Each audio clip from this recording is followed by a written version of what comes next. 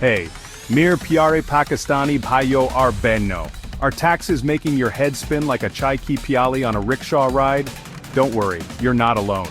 This episode of Tax Tales is here to help you navigate the Desi tax system with a laugh and maybe a little bit of logic.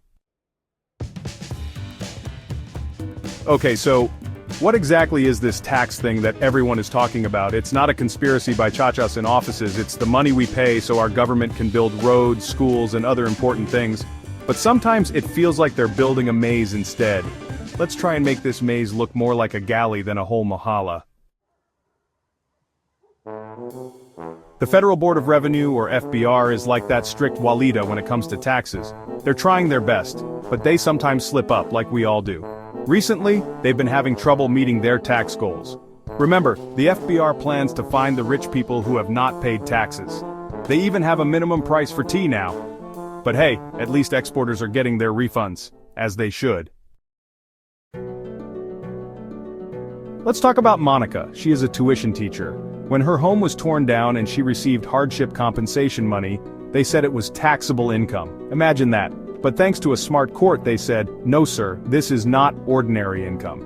It was a capital receipt, like being compensated, not like getting a paycheck. It is called the Monica Parmanand Mirchandani versus ITO case. Remember that name? It might be helpful. This shows that you also must know the facts of your income. Now imagine you made a mistake on your tax filing. Before, this could mean loads of paperwork and stress. But now, thanks to Section 57 of the Sales Tax Act 1990, you can fix it easily. You have up to 5 years to fix those mistakes. This law is like a tax superhero for all of us.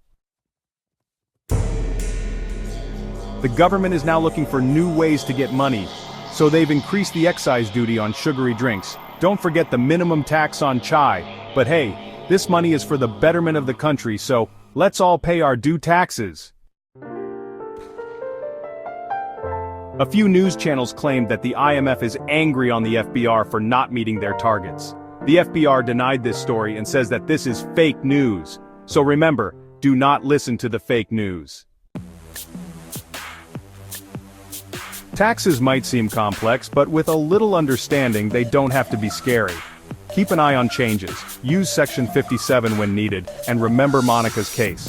By staying informed, you're not just paying taxes, but also making sure they are used the right way.